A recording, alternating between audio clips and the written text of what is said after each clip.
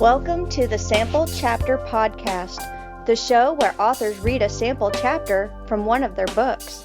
Here's your host, Jason A. Meiske. Hello, Sample Chapter listeners. Welcome to episode 298 of the show. This week, I am very excited to introduce to you a brand new to me author coming out of North Dakota, Steve Guglich. Steve has never been comfortable in the real world, likening it to more of an itchy sweater that you can't remove. Then he began opening new realms and a world of his own imagination, inspired by his dad, teachers, and eventually encouraged by his wife, Karen. Steve finally began to pursue his dreams of putting those worlds onto paper, and the Veil Saga was born. Ladies and gentlemen, help me welcome to the show, Steve Guglich. Hey, Steve, how you doing, man? I'm good. Thank you, Jason. Thanks for having me. This is so exciting. I'm very happy to have you here. I've been excited and looking forward to this for a few weeks, and I'm glad to finally get this going, man. So you were out of North Dakota. You're a teacher by trade, and then a writer by night, like a Yeah, that's superhero. right. Yeah. North Dakota via New York. Yeah, I was born and raised in New York and wound up in North Dakota a few years back. I'm a principal out here, and it's been quite the ride. That is quite the change. Yeah, Yeah. it sure is. I It was, spent 5 years in Minot. In oh, the yeah. I'm 2 hours away from Minot. Yeah, so I know exactly where you were at the Air Force Base. Yeah, Or yep, yeah, yeah, that's yeah. what We I were yeah. stationed up there. Yeah. Yeah. So you know what the weather's like up here. I sure do. I sure do. Yeah, lots of wind. Yes. Yeah. Yeah. We're 2 hours away. So how do you go about balancing your day job and your writing? Well, in order to do that, being a dad, being a husband, being a public school principal, I got to get up I got to get up early in the morning in order to start write. So I get up around between 3:30 and 4 o'clock, and I get my writing in, and then I go to work. So around 6. So that was the secret that I discovered several years back in order to get this book finally finished because I was struggling for the longest time trying to figure out when to write. Mm. Yeah, well, you've got me beat on the time. I'm up about 4:30 so that I can hit the gym here at home by 5 and then be done around 6 so I can grab breakfast and then start writing for an hour and a half until I got to go to work. And same kind of thing. It's like it just started working out better. I used to get up early and I'd watch like my DVR or play video Yeah. games. And eventually I was like, man, I'm really, I mean, this isn't something, yeah, it might impress my grandkids for a minute, but eventually they're going to be like, yeah, what's Skyrim? I don't, they may not know what that is anymore. Or Oh my goodness. Are we who knows brothers what. from another mother? Because that sounds just like my story. I mean, that's exactly what happened. I was like addicted to Skyrim for the longest time. And I just got to the point where, man, I've spent all this time playing this awesome video game and I could have been creating my own world. And I just had to, Yeah. I had to give up video games. So yeah, as much as I'm excited about Elder Scrolls 6 coming out, I don't know if I'm going to get it because it'll take up way too much of my time. Yeah, I'm afraid to open it back up. I lent out my Xbox to my daughter 3 years ago, and I haven't seen it since. She did not give it back to me, but I don't really miss it either. So Yeah. I'm, I got a couple of retro games I'll play once in a while, but otherwise it's like nah. I go a few minutes of playing something on my phone where I'm like, I should be writing or Yeah, reading or exactly. something else. Yep. I know. That's exactly my story. That's funny. Well, that's awesome though. I mean I always appreciate it whenever somebody can have that look in the mirror moment of going like, hey, am I doing right by me? Am I doing the thing I wanted to do? Yeah. That's kudos to you for making that decision to chase your dreams. Yeah. Yeah, thank you. I appreciate that. Yeah, and it was a hard lesson to learn because I realized, man, I really started writing when I was in my 40s, and I think about all the time that I had wasted, man. How many books I could get at because I got tons of stories up in my head, and it's like, man, I could have, who knows, I could have had 10 books out by now if I had just not been, watching TV and like you said, with the DVR or playing video games and Skyrim, Fallout, all those. It's like, forget Oh it. my gosh. Yeah. Yep. Yeah.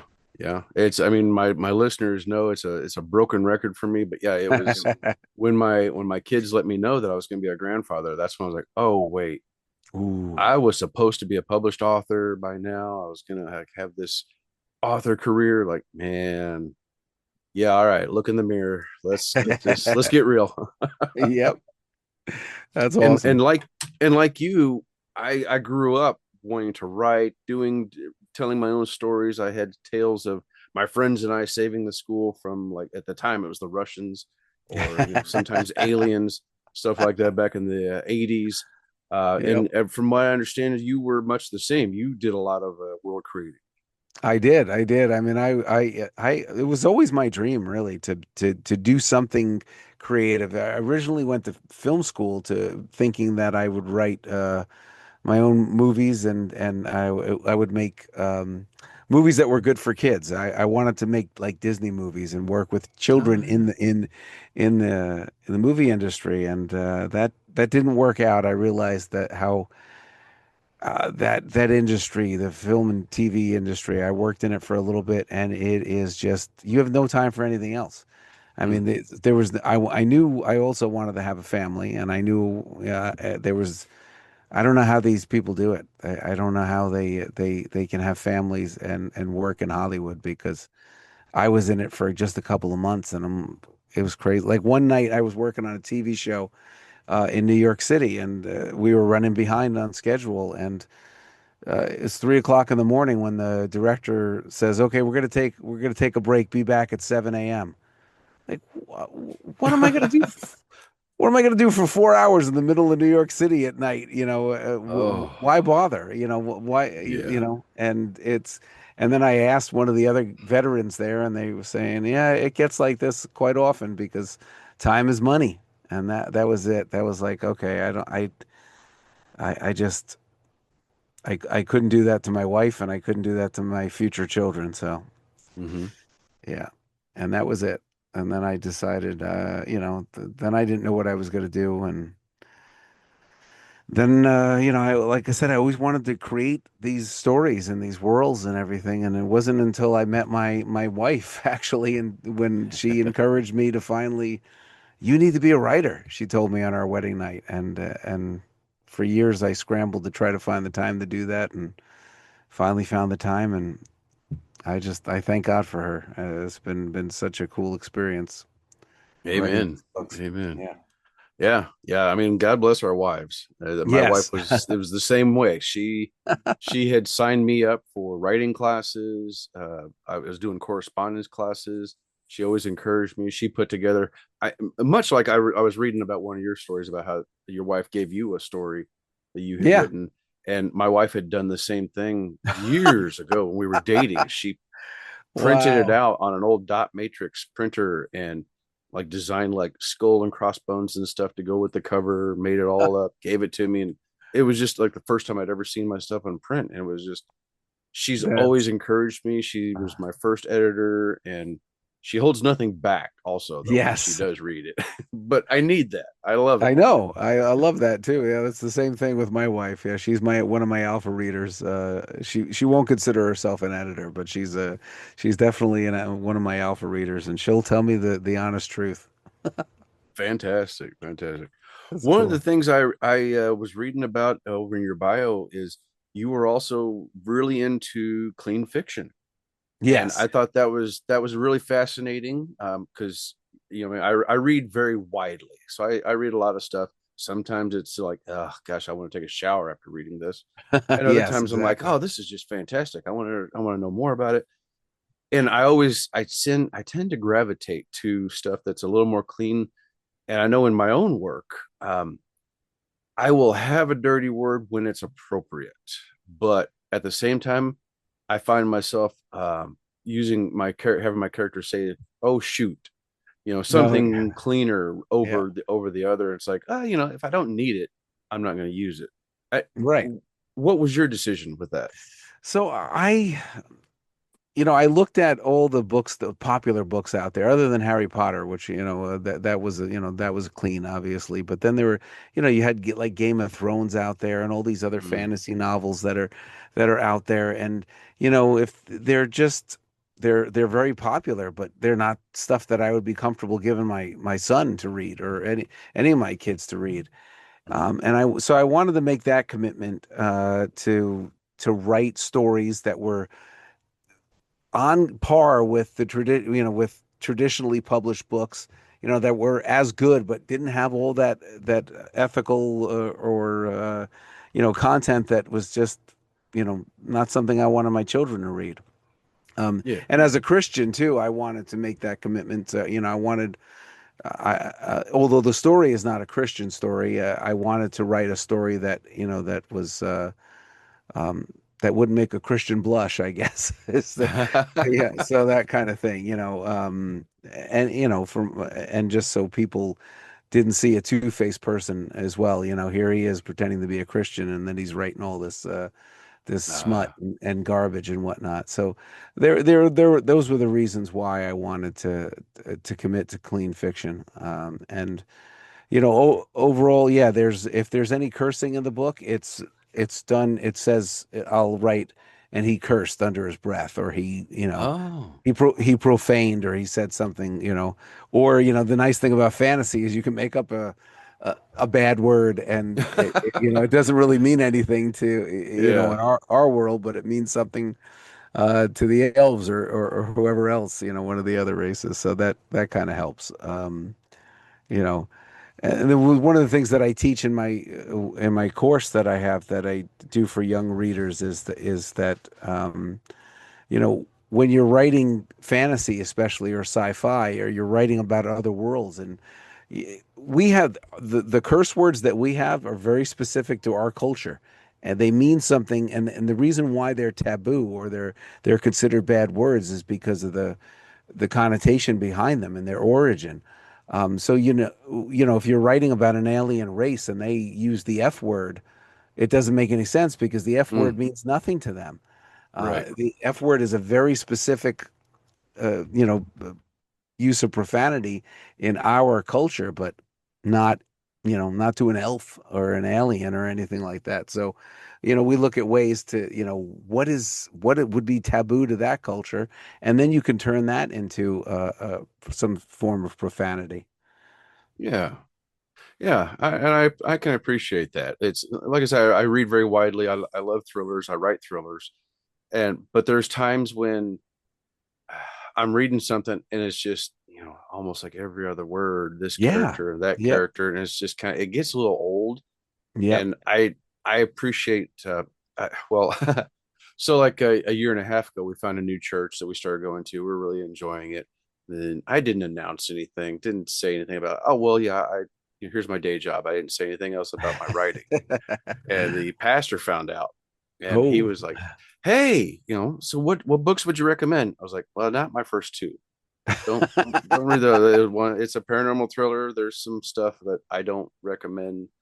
And then my other one is a crime thriller, and yeah, there's some bad people.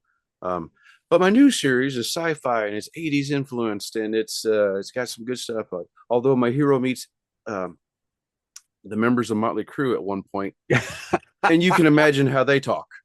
So I was I like, but other can't. than that, the rest of it's clean. And he just laughed. He goes like, it's all right. Because I live in the world, not, but I'm not of it. It's fine. Right. Exactly. Oh, that's cool. That's awesome. Uh, Oh my gosh. But that's that's great though. I can appreciate that you're writing fiction that's gonna have a wide appeal, and yeah, the words can matter, and it doesn't have to have stuff to sound grown up or whatever. It doesn't make it grown up just because you yeah. have some foul words. Yep. Yeah. I wanted, like I said, I wanted my kids to be able to read it, and I thought, if I want my children to be able to read it, wouldn't it be cool if a family could enjoy a good book together? So I thought, Yeah. here's a book that teenagers could read with their parents, and they can talk about it. I wouldn't recommend it for younger kids. I say teen and up, and not because of the anything. Not because of the profanity or sex, because there's none of that in there, but it does deal with some adult issues like one of the characters, he is dealing with the aftermath of one of his family members taking their own life, and it Mm. doesn't depict the scene of it doesn't depict the suicide, but it does go into detail about how he feels about it, how it affected his Hmm. life, which is a very big topic among teens. So it gives parents, an opportunity to talk to their kids about, suicide. And but I wouldn't talk to my 10-year-old about something like that. So Sure, sure. yeah. So we're talking about the Veil Saga and this first book, Piercing the Veil. Sounds amazing. Give us a little bit of the background. What was your inspiration? How did this come to life? So it's sort of a catharsis for me because as I got older, there were things that I was really so as I got older, I thought about the things that I learned as I was a kid. My dad was big into fantasy and sci-fi and storytelling, and when you were younger, I was the kid who believed in Santa Claus till he was in the sixth grade. And I would have fought you for it if you told me that there was no Santa Claus. And I did get into a fight because of that. But that's because my dad kept on telling me these crazy Santa Claus stories and whatnot. And then my dad's philosophy was, that if you that magic and wonder were so important parts of life that he sprinkled that into all the teaching that he had done with me. And so as I got older, I started to realize, well, there really is no magic. Santa Claus isn't real. The Easter Bunny isn't real.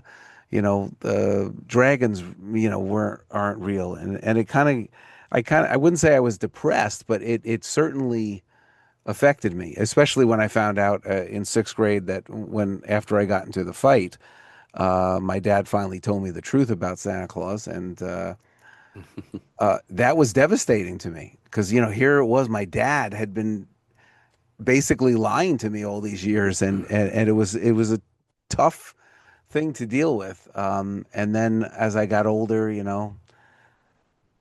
there was no more magic and wonder in the world. Everything, Hmm. this I had to look at, for many years I was a borderline atheist and agnostic. Is if all the stuff that I was told as a kid wasn't true, then how could God be real? And it wasn't until I was 28 when I really came to know God and become a Christian. But before that, it was just wow. It was tough. So I started thinking about that, and then I thought about all the cultures that are out there. There's all these stories.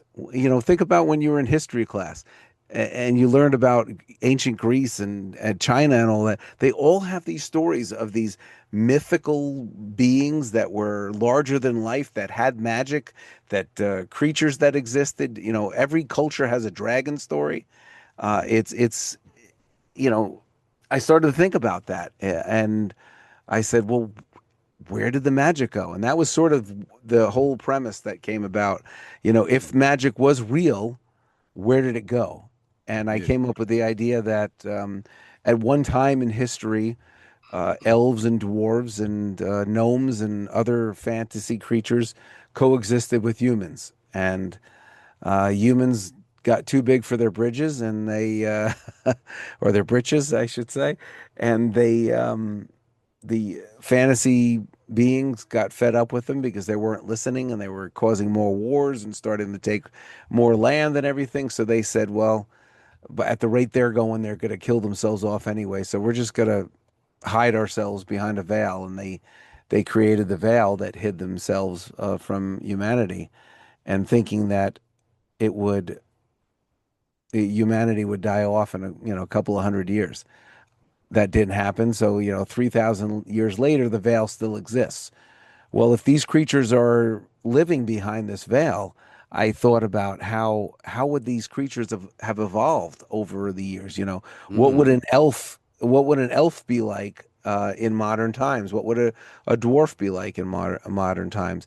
And I started to do the research and build this whole backstory and this background of, where did the origin of elves come from? Where did the origin of dwarves and all that? And I started building from there and using that as the backbone.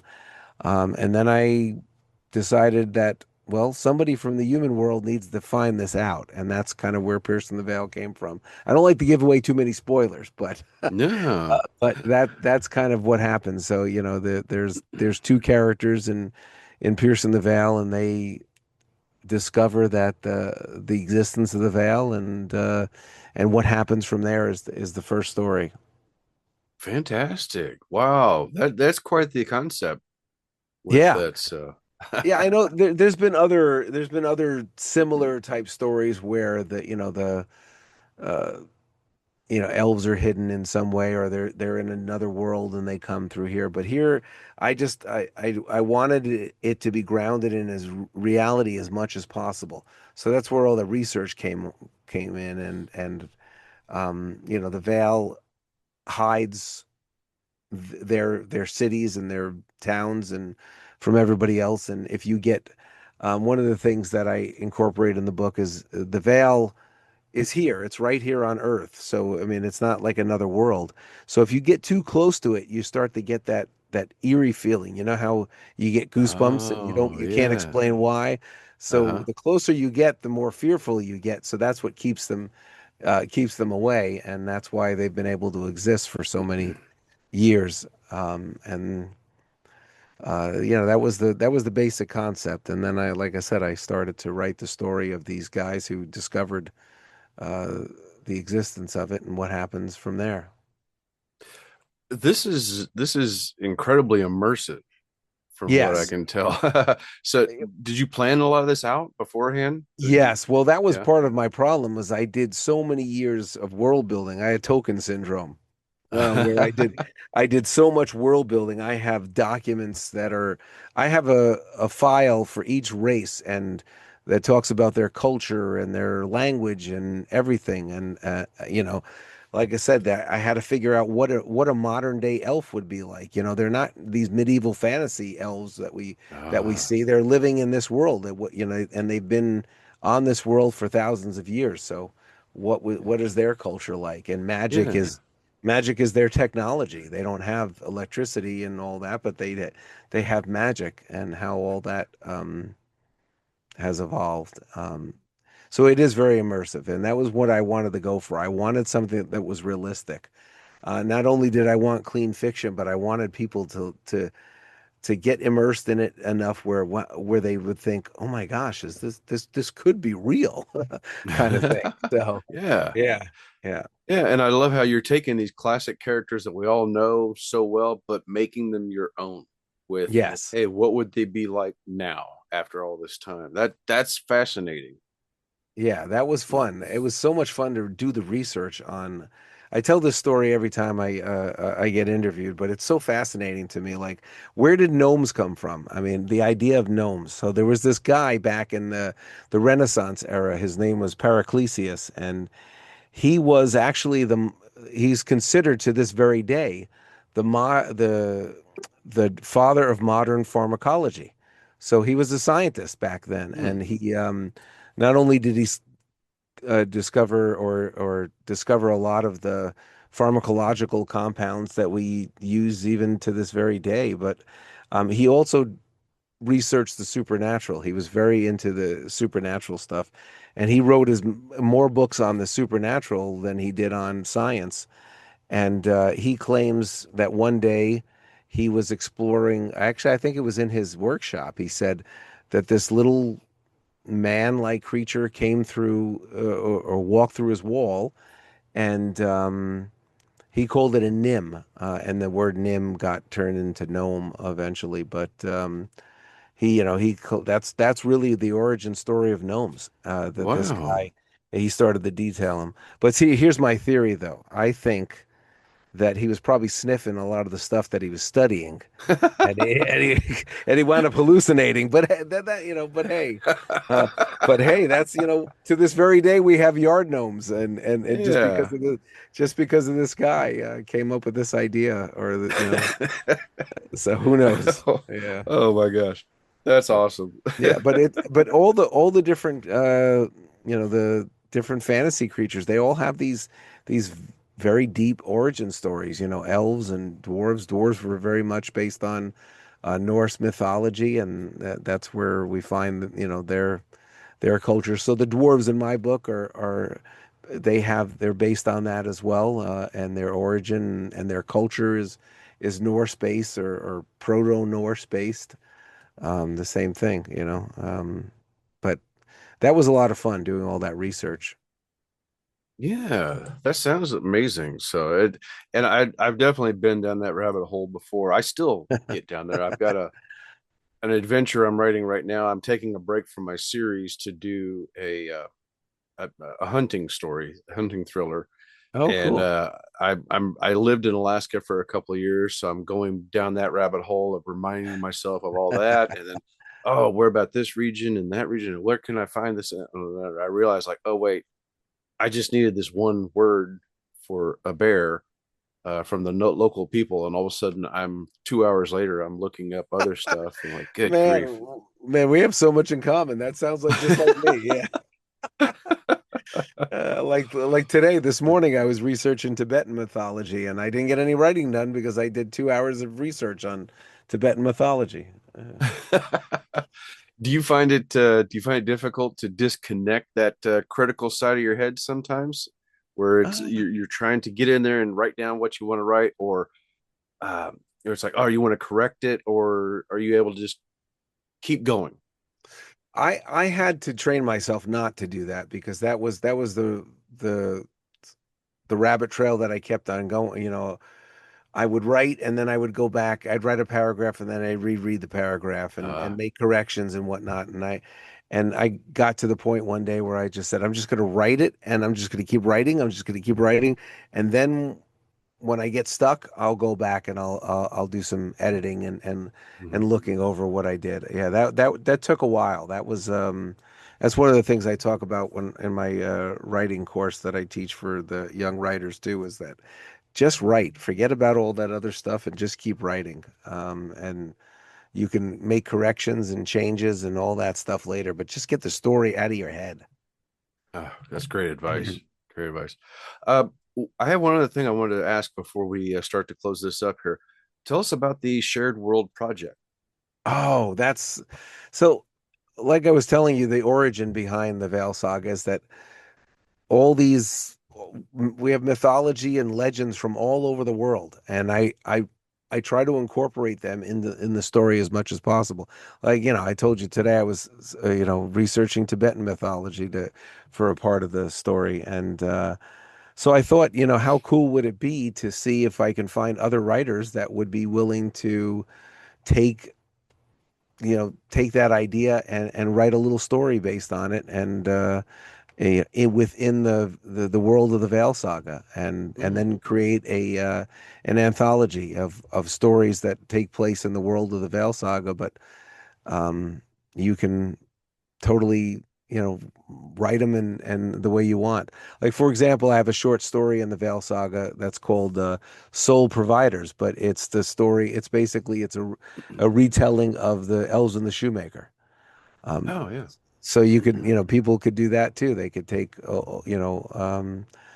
a fairy tale and make it real. Yeah, I've been getting some submissions. I don't have enough for a full anthology yet. So as soon as I have enough for a full anthology, then I wind up publishing that as well and giving credit to everybody who's contributed so far to it. That's fantastic. And what a great way to build that world even more. Yeah. So Yes, for sure. And I think it would be fun. I just just being a part of that. So I'm hoping that maybe next year I'll have enough short stories and then we'll produce it. So if you're interested in writing one, I'd love you to join. there you go. Fantastic. All right. Well, we're going to start to wrap this up here. Have a off, sort of off topic question for you. A would you rather? Oh, Still, okay, that'll be still a fun. little on topic. So Okay. I tried to tailor this a little bit more for you.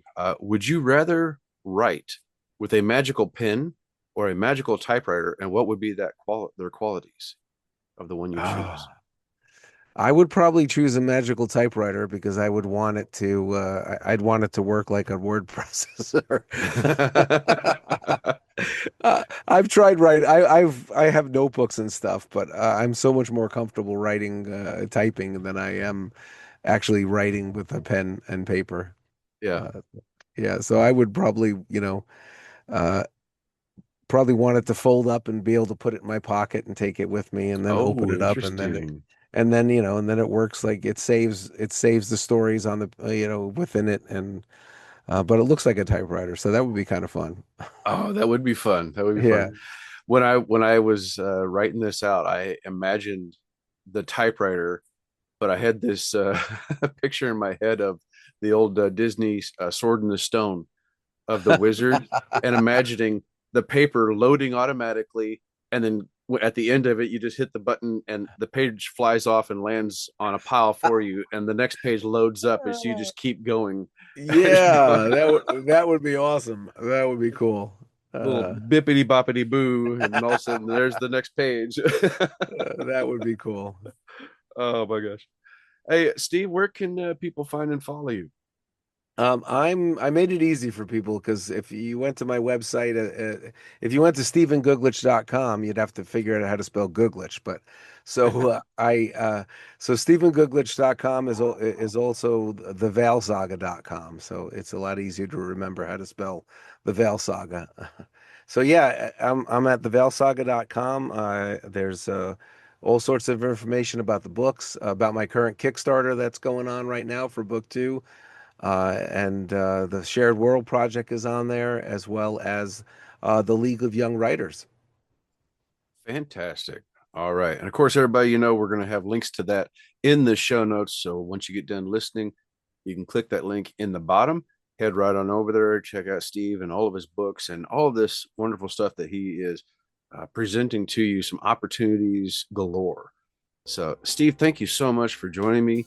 And I really look forward to hearing that sample chapter that's going to be coming up next week, everybody. Awesome. Thank you very much for having me. And it was a pleasure getting to know you too, Jason. All right. Well, thank you so much. And everybody, like I said, stay tuned next week for a sample chapter from Piercing the Veil from Steve Guglich. Until then, take care.